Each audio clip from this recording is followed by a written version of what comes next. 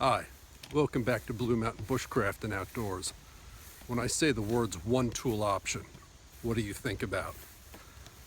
Generally, most people think about one sort of edge tool that will satisfy all their needs out in the wilderness.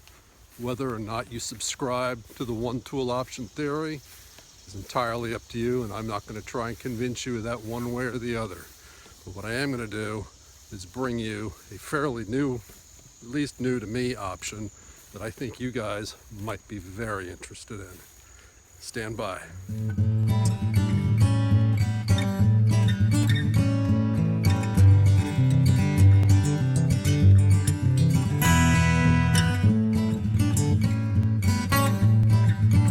So the theory is that one tool option should be an edge tool that serves all of your needs, whether it be in a high alpine environment, in the farmlands of the eastern United States or wherever you happen to be in, or in the dense undergrowth like is found here in the eastern woodlands. Maybe you find yourself in a more open wooded environment.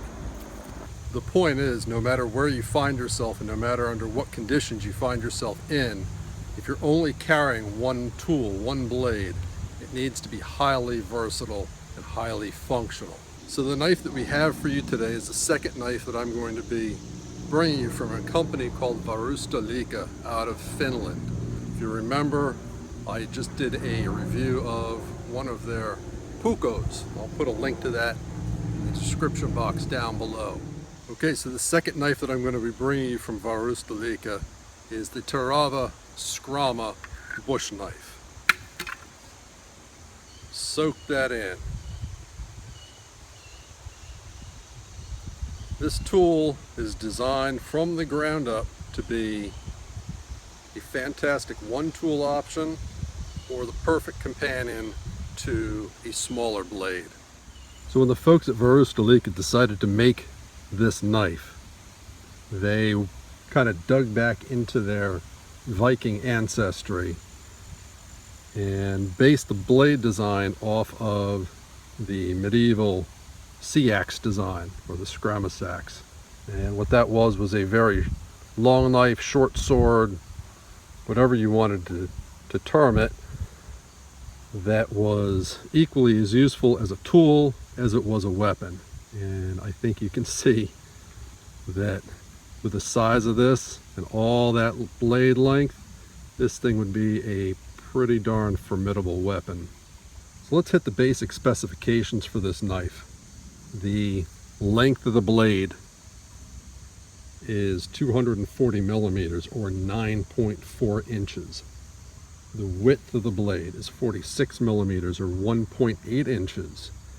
The thickness, this is a 4 millimeter thick blade or about 5/32 of an inch. Overall length from tip to pommel is 430 millimeters or about 16.9 inches.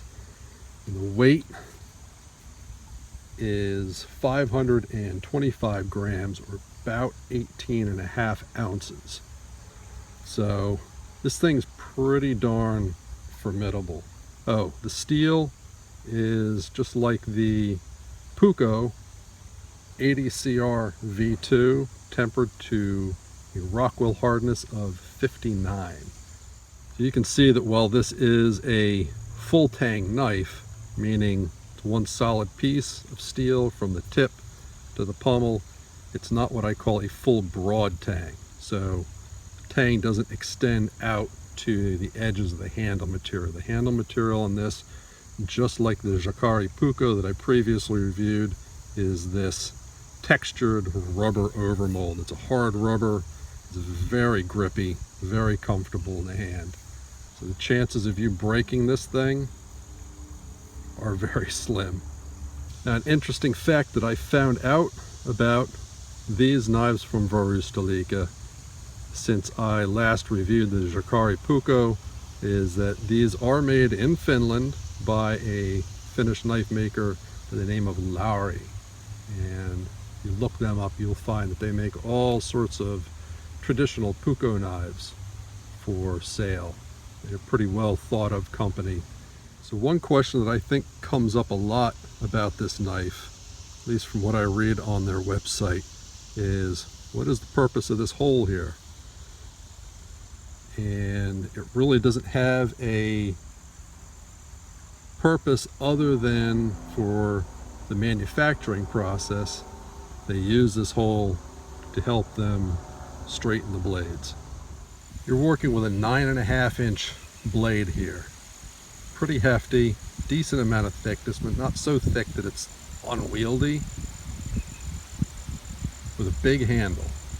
So you can choke way back on this and really put this thing to some pretty heavy chopping work. Because up here in the chopping edge, you don't want a real fine, delicate edge. You want something with a pretty stout edge to it, a relatively thick edge grind that's going to hold up to some abuse, which is great for chopping, not so great for fine work. So what Verustalica has done is up here in the chopping portion of the blade, they've sharpened this with a 34-degree angle. So that gives you a real nice stout edge for hacking at whatever it is you need to hack at. While back here in this secondary bevel, they have sharpened this to a 25-degree angle. And what that does is that allows you to get some really surprisingly fine work done with a very big blade. To further that versatility back here in this over-molded handle, you see you've got quite a few contours going on. Nothing radical, which is good. But what this does is this allows you to choke up and get really close to this nice fine edge for doing your detailed work. And when you have your grip up in this portion of the handle, the blade really has a very neutral balance to it. The blade balance is right there. So where you're gripping is right up into the balance point, so it's got a real neutral feel to it. So it doesn't feel overly blade heavy, and it's not going to tire your hands and your wrist out quite as fast as a big 1/4 inch thick chopping blade might. So that's all fantastic for up close doing this fine detailed work.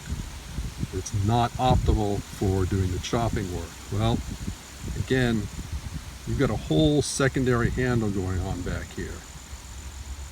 Grip the knife back here, now you've got all that extra leverage to put on the blade for heavy-duty chopping tasks. There are a number of sheath options, and if you decide to purchase this with no sheath, this is how it's going to come.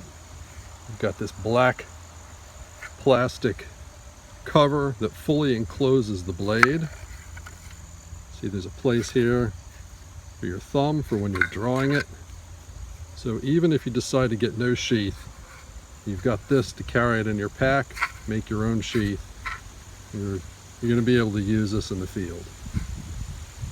So the sheath option that I did opt for is a MOLLE compatible sheath that they have made for this. And I have this sheath currently attached to the side of my Hidden Woodsman Dayruck. I've got reviews of that if you want to see it. I can throw a link for that down below. But stay on task and talk about this sheath. I said it's a simple nylon sheath. It's MOLLE compatible, and it retains the blade inside of it with the use of this rubberized strap and snap setup.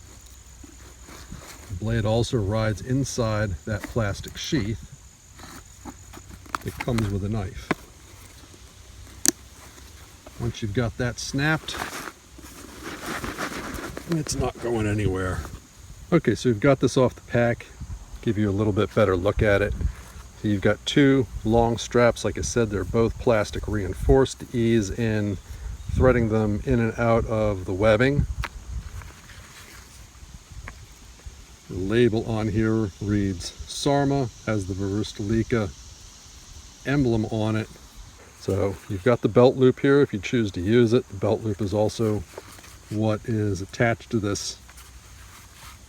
I don't know what the heck this stuff is made out of. This rubberized fiber material. It's pretty tough. That holds the blade in place.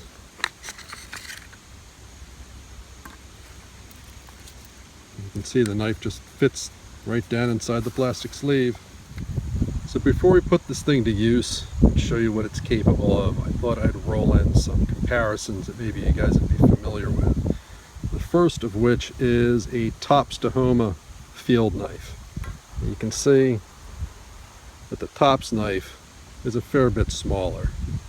So this certainly wouldn't hold up to the amount of chopping that this will, but I thought it was an interesting comparison because this also employs the kind of dual handhold oversized handle, similar, if not in design, but in theory, to the Skrama.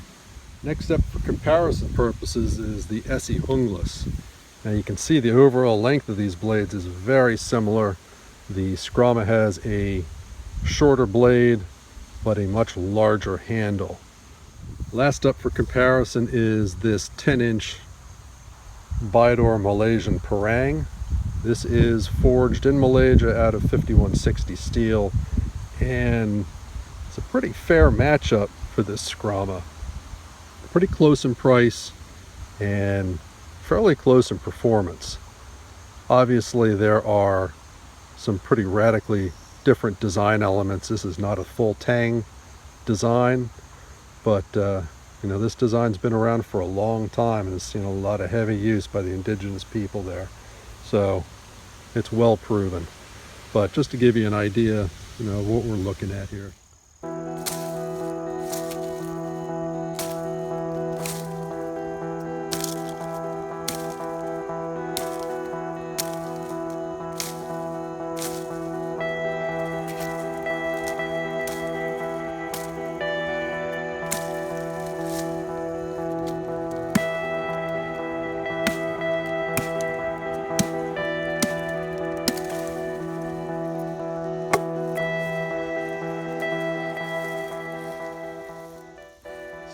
Bite you're getting out of that. I'm just letting the blade do most of the work on that swing.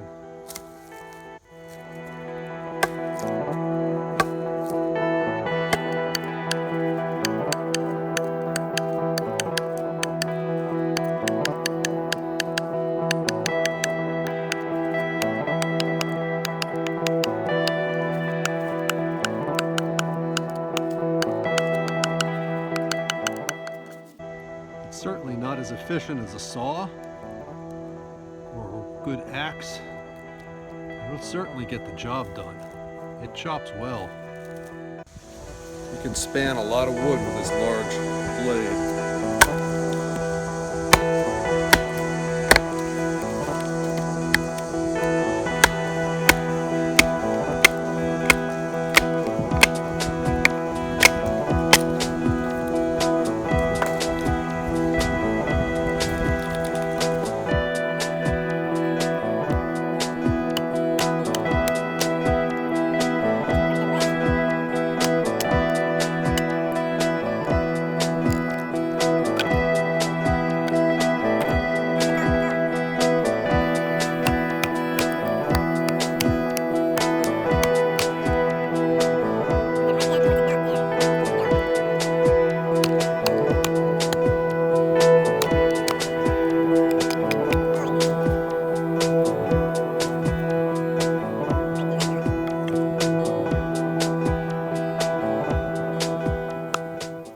Alright, I don't think anyone ever had any doubt that this knife was going to chop well or split wood well. Let's see how it does some of these finer tasks. Start with making some feathers.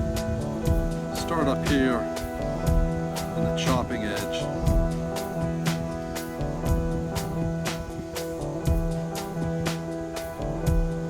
With a neutral balance of this blade, it really has a much, how to put it, when you're doing this kind of work, it feels smaller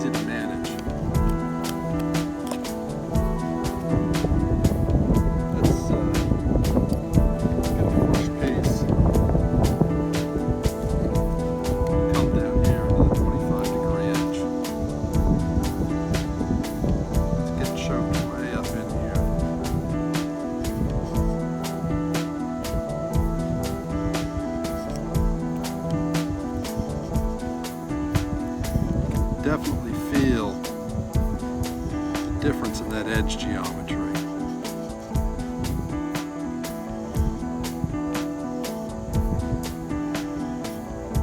It's just a tad bit harder to control, much like a Scandi grind.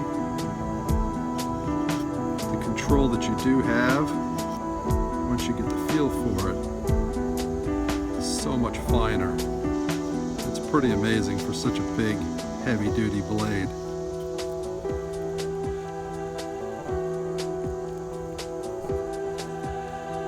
And no matter where on the edge you decide to feather with this single handle feather sticks without any trouble. Let's come up here with this green stick and just do some cuts like we would for a tri-stick.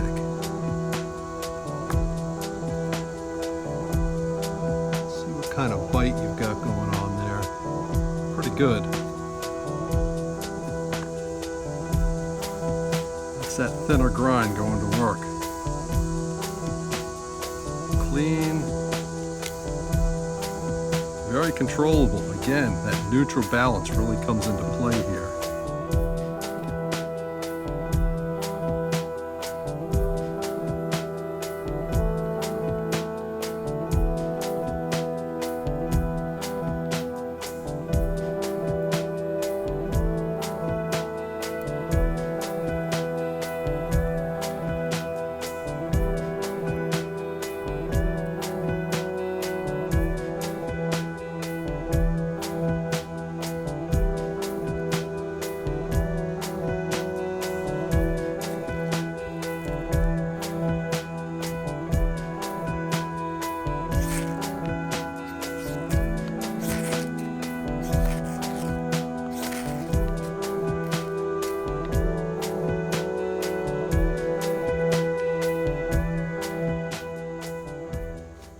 Okay guys, so what are my final thoughts on the Skrama Bush Knife? I like this sheath quite a bit.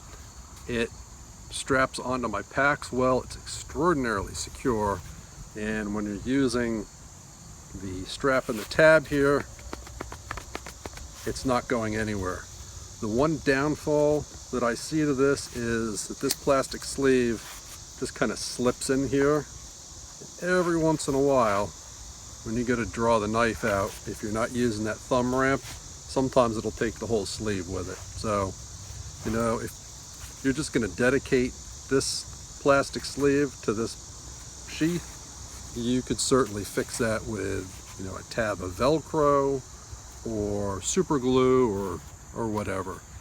But that's not a deal breaker for me at all. The sheath's pretty darn good. These blades from Varustelika, made by Lowry in Finland, are fantastic. These two knives complement each other so well.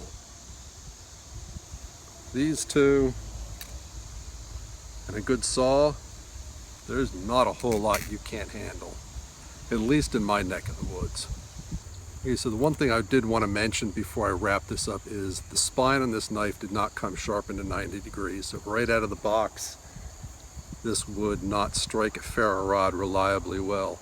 Right up in here, it did okay, but right along the spine, not so much.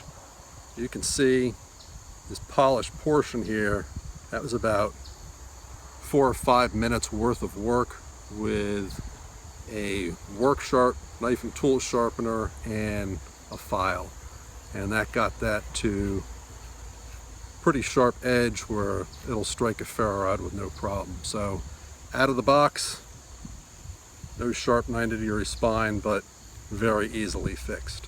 Alright guys, that's all I've got for you today. I hope you found this useful and helpful. I will put all the pertinent links to Varustelika down below where you can go check this knife out.